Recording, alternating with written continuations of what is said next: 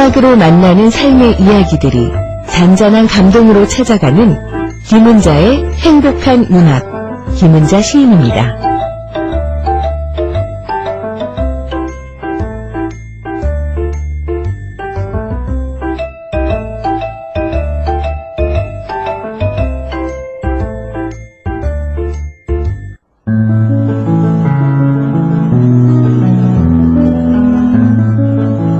김은자의 행복한 문학.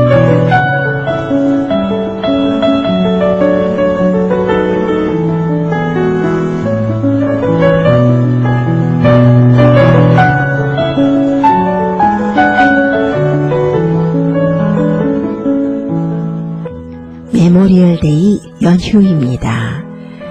우리가 사는 이 미국 남가주에서는 코로나 이후에 330만 명이 이번에 여행을 떠난다고 하던데요. 많은 분들이 여행을 떠나셨거나 가족이나 친지들과 좋은 시간을 보내고 있을 것 같습니다. 오늘도 한국 문학사랑, 행복한 문학 여러분들과 함께 하겠습니다. K-팝, K-푸드, K-방산, 전 세계적으로 K의 힘이 두드러지는 요즘이죠. 한국인들 이제 살만합니다. 한국의 대통령도 미국을 오나 일본을 가나 어디를 가나 대접을 받는 것 같아서 동포들도 어깨가 으쓱해지기도 하는데요. 그리고 보니까 얼마 전 그 뉴스가 하나 전해졌습니다. 전 세계적으로 K가 사랑받고 강세인 요즘 문학도 예외는 아니겠죠? 늘 아쉬웠던 것이 한국 문학, 그 어느 나라 문학보다 우수하고 뒤지지 않는데 우리는 왜 노벨 문학상이 없을까 하시는 분들 많았을 겁니다. 그런데 지난 3월 그림책 작가 이수지 씨가 세계적인 아동 문학상이라고 할 수 있죠. 한스 크리스티안 안데르상을 수상했다는 뉴스가 전해졌습니다. 아동 문학계의 노벨상이라고 불리는 상인데요. 그러니까 세계적 권위의 안데르상을 한국인 작가가 수상한 거예요. 이번이 처음이라고 합니다. 국제 아동 청소년 도서협의회는 지난 3월 21일 이탈리아 볼로냐 국제아동도서관 개막식에 맞춰서 기자회견을 열었다고 합니다. 그리고는 올해 안데르센상 일러스트레이터 부분 수상자로 이수지 작가를 선정했다고 밝혔습니다. 그런데 이 안데르센상이 말입니다. 동포 여러분들 중에서도 어릴 적에 안데르센 동화 읽지 않고 자란 사람은 거의 없을 것 같은데요. 덴마크 출신 동화 작가죠. 한스 크리스티안 안데르센. 그 한스 크리스티안 안데르센을 기리고자 1956년에 지정된 상이라고 합니다. 아동 문학 발전에 공헌한 그림 작가를 2년마다 선정해서 시상했다고 합니다. 심사는 작가의 전 작품을 종합적으로 검토해서 높은 예술적 가치와 또 어린이 책에 이바지한 공로, 그 둘을 함께 심사해서 선정한다고 합니다. 이 상을 수상한 이수지 작가는 서울대 서양학과를 졸업한 48살의 젊은 작가예요. 우리에게는 약간은 좀 낯설 수도 있지만 영국 캠버웰 예술대에서 북아트 석사과정을 밟고요. 본격적으로 그림책 작가의 길을 걸으면서 국제적으로는 이미 많이 주목을 받는 작가라고 합니다. 한국 문학계에도 섬광이 비치는 일이죠. 생각만 해도 기뻐요. 세계의 수많은 젊은이들이 BTS 노래 가사를 한국말로 따라하면 그 떼창하는 모습을 보면 여러분들은 어떻습니까? 와! 한국이 이젠 저만치 올라갔구나. 국제적으로 문화적으로 이만큼 왔구나 싶어서 가슴이 설레잖아요. 많은 외국인들이 윤동주의 서시나 김동인의 감자를 전 세계인들이 한국말로 읽어도 좋고 한국말은 아니더라도 번역된 글로 읽는다고 생각해 보세요.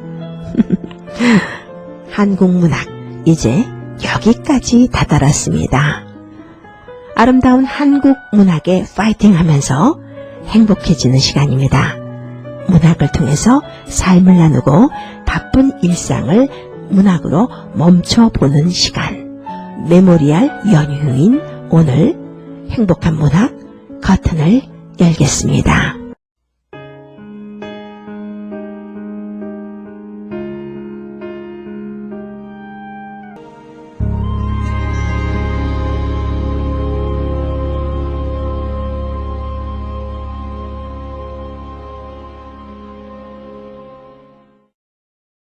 행복한 문학 이 시간에는 시, 수필, 소설 등 여러 장르의 문학을 다양하게 여러분들에게 소개하고 있습니다. 문학을 좋아하는 많은 분들이 함께 공감할 수 있도록 편안한 문학을 소개하려고 노력하고 있습니다. 오늘은 여러분들에게 두 편의 시를 소개하겠는데요. 이번 주가 메모리얼 위크엔드라 그런지 아는 분 중에 한 분이 오하이오에 사는 친구분 댁에 놀러 간다고 하시더라고요. 오래된 옛 친구인데 심심하면 만났다고 합니다. 뉴욕과 오하이오가 가까운 동네가 아닌데요. 코로나가 있기 전까지는 집 마실 가듯이 가정에 일이 생겼거나 부부싸움을 했거나 또 마음이 울적할 때면은 비행기를 탔다고 합니다. 그 얘기를 들으면서 이번 메모리얼 위크는 코로나도 끝나고 특별한 여행들이 많겠구나 싶었습니다. 두 편의 시를 준비했는데요. 첫 번째 작품은 산문 같은 시 한 편입니다. 많은 분들이 좋아하는 글이기도 해요. 유한진 시인의 질환치교를 꿈꾸며.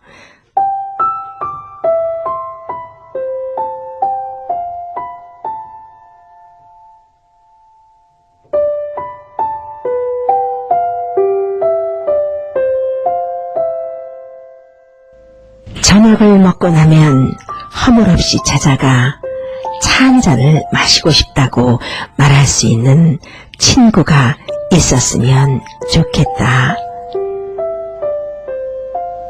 입은 옷을 갈아입지 않고 김치 냄새가 좀 나더라도 흉보지 않을 친구가 우리 집 가까이 살았으면 좋겠다. 비 오는 오후나 눈 내리는 밤에도 고무신을 끌고 찾아가도 좋을 친구. 밤 늦도록 공허한 마음도 마음 놓고 볼 수 있고 악의 없이 남의 얘기를 주고받고 나서도 말이 날까 걱정되지 않는 친구. 그가 여성이어도 좋고 남성이어도 좋다. 나보다 나이가 많아도 좋고 동갑이거나 적어도 좋다. 다만 그의 인품이 맑은 강물처럼 조용하고 은근하며 깊고 신선하며 예술과 인생을 소중히 여길 만큼 성숙한 사람이면 된다. 그는 반드시 잘생길 필요가 없고 수수하나 멋을 알고 중후한 몸가짐을 할 수 있으면 된다.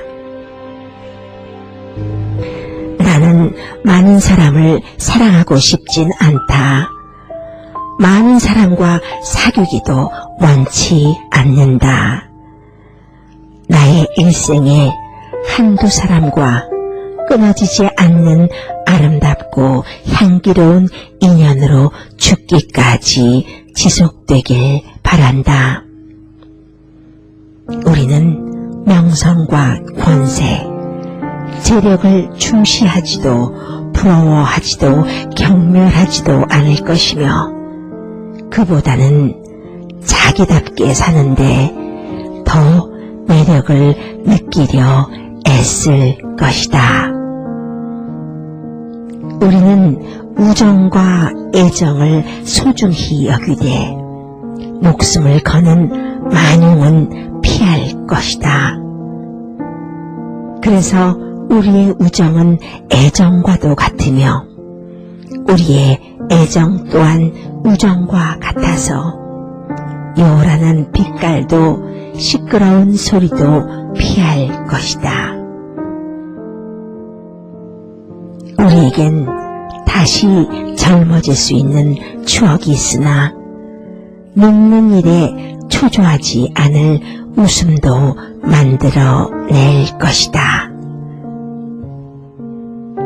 우리는 눈물을 사랑하되 해프지 않게 가지는 멋보다 풍기는 멋을 위하여 풍기는 멋을 사랑하며 우리는 푼돈을 벌기 위해 하기 싫은 일은 하지 않을 것이며 천년을 늙어도 항상 가락을 지니는 오동나무처럼 인생을 춥게 살아도 향기를 팔지 않는 매화처럼 자유로운 제 모습을 잃지 않고 살고자 애쓰며 서로 격려하리라.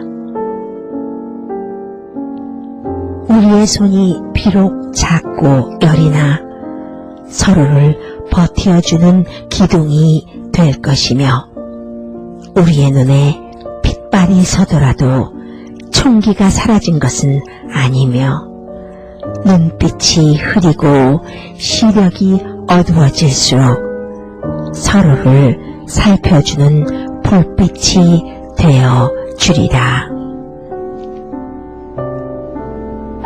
그러다가 어느 날 호련히 오더라도 축복처럼 웨딩드레스처럼 수의를 입게 되리라.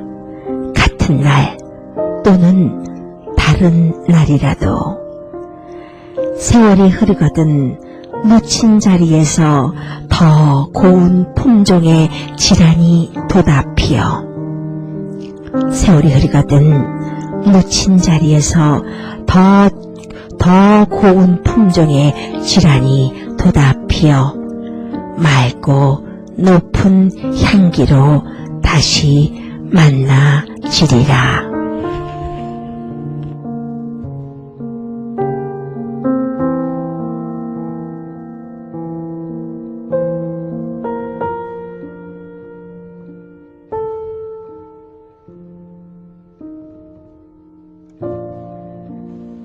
듣기만 해도 마음이 따뜻해지는 글입니다. 그런 친구가 일생에 하나라도 있으면 얼마나 좋을까요? 질환지교 이 말은요, 지초와 난초의 사귐을 뜻하는 말입니다. 지초와 난초 둘 다 향기로운 꽃입니다. 질환지교는 지초와 난초처럼 맑고 깨끗하고 또 두터운 벗 사이의 사귐을 말하는데요. 명심보감 교우편에 나오는 말입니다. 공자는 선한 사람과 함께 있으면 지초와 난초가 있는 방으로 들어가는 것 같아서 오래되면 향기를 맡지 못하니 그 향기에 동화되기 때문이다. 선하지 못한 사람과 함께 있으면 마치 절인 생선가게에 들어간 것 같아서 오래되면 그 악취를 맡지 못하니 또한 그 냄새에 동화되기 때문이다. 붉은 주사를 가지고 있으면 붉어지고 검은 옷을 가지고 있으면 검어지게 되니 군자는 반드시 함께 있는 자를 삼가야 한다 라고 말했습니다. 질환지교 이 말은요, 여기서 유래한 성어입니다. 벗을 사귈 때는 지초와 난초처럼 향기롭고 맑은 사귐을 가지라는 뜻입니다. 이민의 삶에서 우정을 갖고 살기란 참 힘든 것 같아요. 저녁을 먹고 허물없이 찾아가고 또 차 한잔 마실 수 있는 친구 거의 없을 것 같은데요. 여러분들은 어떠십니까? 여러분들은 김치 냄새 나는 옷 입고 부담 없이 찾아갈 친구 있으신가요? 나이가 먹을수록 친구가 필요한 것 같아요. 미국 속담에도 젊어서는 일, 나이 들어서는 친구라는 말이 있습니다. 비 오는 오후나 눈 내리는 밤에도 고무신을 끌고 찾아가도 좋을 친구. 밤 늦도록 공허한 마음도 마음 놓고 보일 수 있고, 악의 없이 남의 얘기 주고받고 나서도 말이 날까봐 걱정되지 않는 친구. 여러분들은 있으신지요? 우정을 맺어주는 것도 지켜주는 것도 아름답고 너그러운 언행이다 라는 말이 있습니다. 무조건 편한 사이라고요. 거친 언행을 한다거나요, 정도를 넘은 행동을 하는 것은 글쎄요, 우정을 지킬 수 있을까요? 그런 사람 종종 주위에서 봅니다. 가까운 친구라고 해서 야야 부르면서 함부로 대하는 것 있잖아요. 나이 들어서 그런 우정은 오래가기 힘들다고 봅니다. 마음으로 진정 나누는 우정이 인생의 최대의 버팀목이 되어주는 것 같아요. 눈물을 사랑하되 해프지 않게, 멋보다 풍기는 멋을 사랑하면서 천년을 늙어도 항상 가락을 지니는 오동나무처럼, 어쩜 이렇게 표현이 아름다울까요? 일생을 춥게 살아도 향기를 팔지 않는 매화처럼, 어쩜 이렇게 표현이 단아할까요? 자유로운 제 모습을 잃지 않으면서 살고자 했으며 서로 격려할 수 있는 친구. 생각해보니까요, 학창시절에는 우정에 대해서 많이 생각합니다. 고민도 많이 하고요. 그러다가 가정을 갖고 결혼을 하면서 아이들이 생기고 가정이 생기면서 살기 바빠서 그런지 우정을, 그러다가 세월이 흘러서 아이들이 다 하나둘 독립하고 또 아이들도 가정을 꾸리고 나이가 먹어가면서 그때 또 다시 우정에 대해서, 친구에 대해서 진지하게 생각하게 된다라는 분들이 많이 있습니다. 이 글을 쓴 유한진 시인은요, 1941년 경북 안동에서 출생했습니다. 서울대 사대와 동대학원에서 교육심리학을 전공했어요. 미국 플로리다 주립대학교 대학원에서 박사 학위를 받았고요. 1965년 박목월 시인의 추천으로 현대문학을 통해서 시단에 등단했습니다. 시집으로는 물로 바람으로, 월령과 쑥대머리, 봄비 한 주머니 등 여러 편을 출간했고요. 수필집도 많이 나왔습니다. 우리를 영원케 하는 것은, 축복을 웃도는 것 등 여러 편이 있는데요. 서울대학교 아동학 교수를 역임했고요. 정지용 문학상, 월탄 문학상 등을 수상했습니다. 유한진 시인의 질환지교, 이 시를 여러분들에게 소개하다 보니까요, 또 한편의 시가 생각나네요. 용혜원 시인의 철길이라는 시입니다. 용혜원 시인의 시는 처음 소개해보는데요. 낭송 듣고 돌아오겠습니다. 붉은 작업실 문학교실 회원 박영란님이 낭송하겠습니다.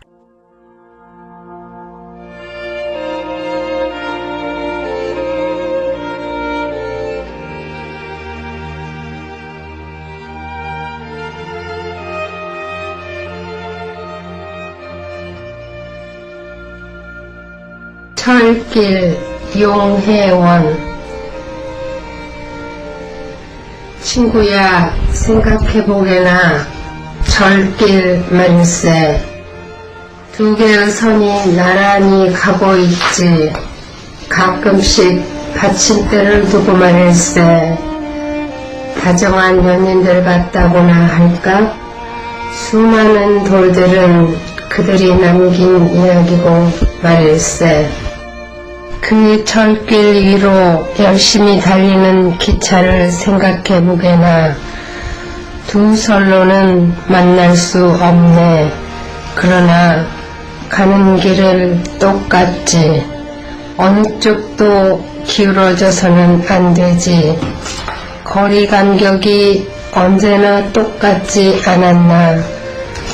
언제나 자리를 지켜주는 것을 보게나. 친구야, 우리의 우정을 철로일세. 물론 자네가 열차가 되고 싶다면 할 수 없네. 그러나 열차는 한 번 지나가지만 철길을 언제나 남는 것이 아닌가. 열차가 떠나면 언제나 아쉬움만 남지. 친구야, 우리의 길을 가세. 철길이 놓이는 곳에는 길이 열리지 않나?